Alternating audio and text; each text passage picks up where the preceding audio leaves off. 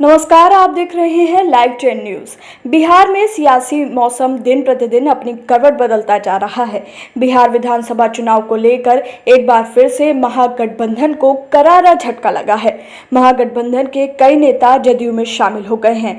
आपको बता दें कि जदयू में शामिल होने वाले राजद के राघोपुर के पूर्व विधायक भोला राय, कांग्रेस विधायक पूर्णिमा यादव, कांग्रेस विधायक सुदर्शन कुमार, रालोसपा प्रवक्ता अभिषेक झा हैं। चुनाव से पहले महागठबंधन को ये सबसे बड़ा झटका लगा है। जनता दल यू परिवार में स्वागत करते हैं। और अब इतना के बाद तो आप लोगों को पता चल ही गया कि भोला बाबू जी जो अपना सीट त्याग के दूसरे के लिए इन्होंने छोड़ दिया था, आज भोला बाबू ने जब जनता दल यू का कमान थाम लिया तो अब राघोपुर का हश्र आने वाले चुनाव में क्या होगा ये आप लोगों को अंदाज होगा। तो इसलिए आज फिर हम सभी का जनता दल यू परिवार में स्वागत करते हैं, अभिनंदन करते हैं।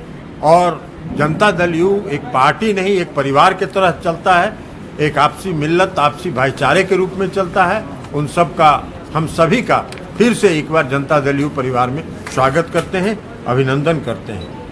सुरेश बाबू बरबीघा के हैं, जो कांग्रेस पार्टी के कार्यकारी अध्यक्ष हैं, पहले भी अध्यक्ष रहे हैं, बहुत पुराने नेता हैं। वो भी आज शामिल हुए हैं। उनका भी आज हम इस पार्टी में जनता दल यू परिवार में स्वागत करते हैं, अभिनंदन करते हैं।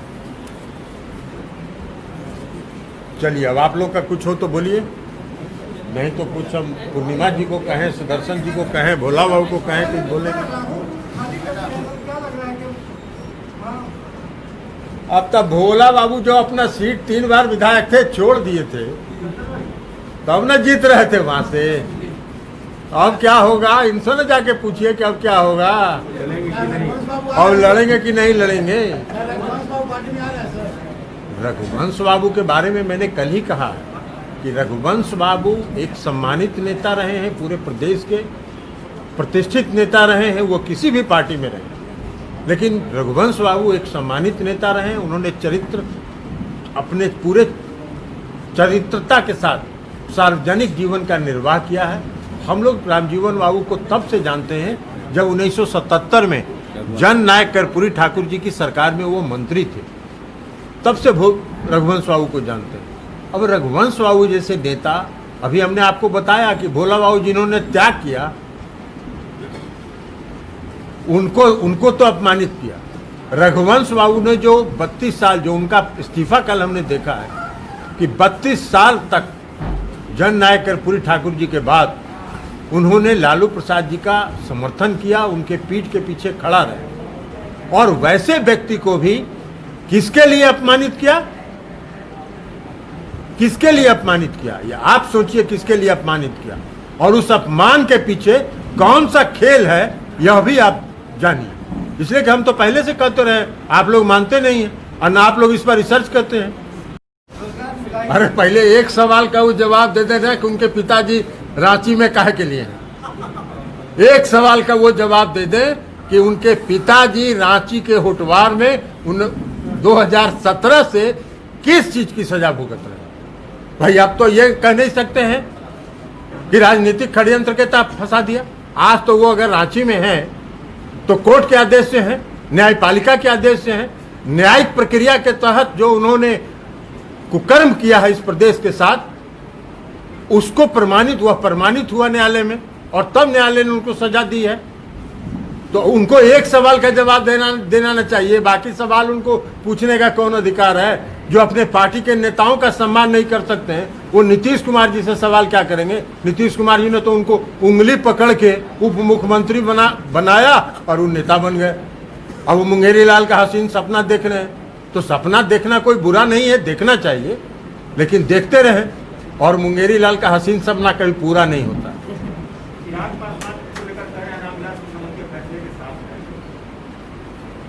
रामविलास जी उनकी पार्टी के पहले से अध्यक्ष रहे हैं,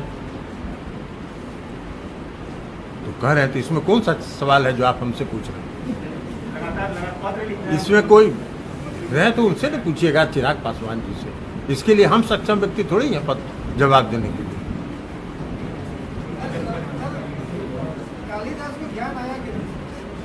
ये तो आप समझिएगा।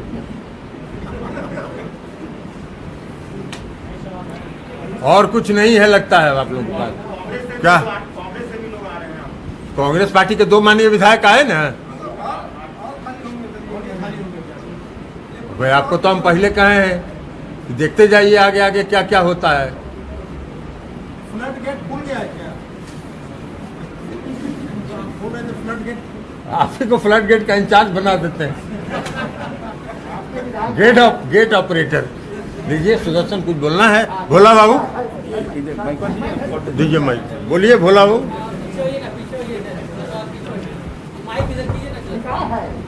कहाँ गए?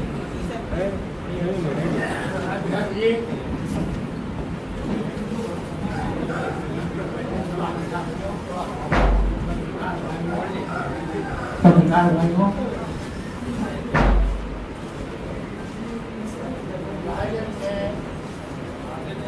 मैं लगातार 80-85 अस्सी में मुझे रामजयपाल सिंह यादव से पाला पड़ा कि रघुवंश बाबू एक सम्मानित नेता रहे हैं, पूरे प्रदेश के प्रतिष्ठित नेता रहे हैं, वो किसी भी पार्टी में रहे, लेकिन रघुवंश बाबू एक सम्मानित नेता रहे। उन्होंने चरित्र, अपने पूरे चरित्रता के साथ सार्वजनिक जीवन का निर्वाह किया है। हम लोग रामजीवन बाबू को तब से जानते हैं जब 1977 में जननायक कर्पूरी ठाकुर जी की सरकार में वो मंत्री थे, तब से रघुवंश बाबू को जानते हैं। अब रघुवंश बाबू जैसे नेता, अभी हमने आपको बताया कि भोला बाबू जिन्होंने त्याग किया, उनको तो अपमानित किया। रघुवंश बाबू ने जो 32 साल, जो उनका इस्तीफा कल हमने देखा है कि 32 साल तक जननायक कर्पूरी ठाकुर जी के बाद उन्होंने लालू प्रसाद जी का समर्थन किया, उनके पीठ के पीछे खड़ा रहे, और वैसे व्यक्ति को भी किसके लिए अपमानित किया? किसके लिए अपमानित किया? ये आप सोचिए किसके लिए अपमानित किया, और उस अपमान के पीछे कौन सा खेल है यह भी आप जानिए। इसलिए कि हम तो पहले से कहते रहे, आप लोग मानते नहीं हैं और ना आप लोग इस पर रिसर्च करते हैं।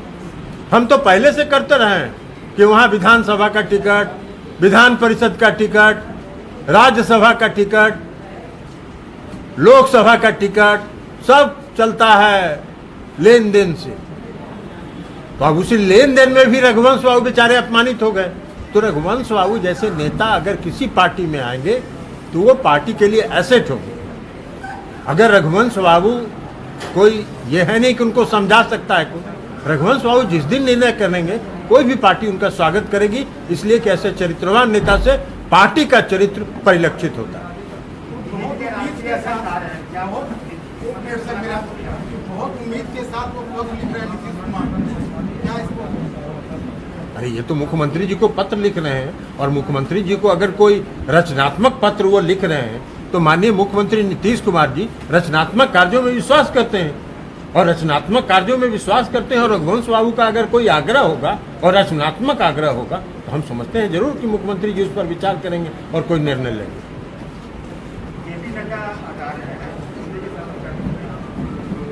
आपसे मुलाकात हुई है क्या?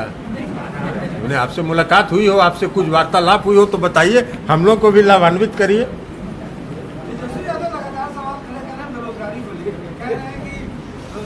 अरे पहले एक सवाल का वो जवाब दे देना कि उनके पिताजी रांची में काहे के लिए हैं। एक सवाल का वो जवाब दे दे कि उनके पिताजी रांची के होटवार में 2017 राजद में मैं लगातार 80-85 80 में मुझे रामजयपाल सिंह यादव से पाला पड़ा था, और आज कौन सा है 20 में भी बुझा था कि उप मुख्यमंत्री से पाला पड़े, और उस समय उप मुख्यमंत्री से पाला पड़े। जो हर्ष उनका हुआ था वही हर्ष आज इनका भी होने वाला राघव की। और ऐसे नीतीश जी में मैं डॉक्टर लोहिया और चरण सिंह का देखता हूँ। डॉक्टर लोहिया की नीति और चरण सिंह की नीति को नीतीश जी पालन कर रहे हैं। मैं ज़्यादा आकर्षित हूँ इसलिए कि मैं वही आबादी हूँ, चरण सिंह के साथ भी रहा हूँ और नीतीश जी में वो चेहरा दिखाई दे रहा है। नीतीश जी डॉक्टर भैया और चरण सिंह के रास्ते पर चल रहे हैं, उनके अनुसार काम भी कर रहे हैं। मैं इससे बहुत ज़्यादा प्रसन्न हूँ।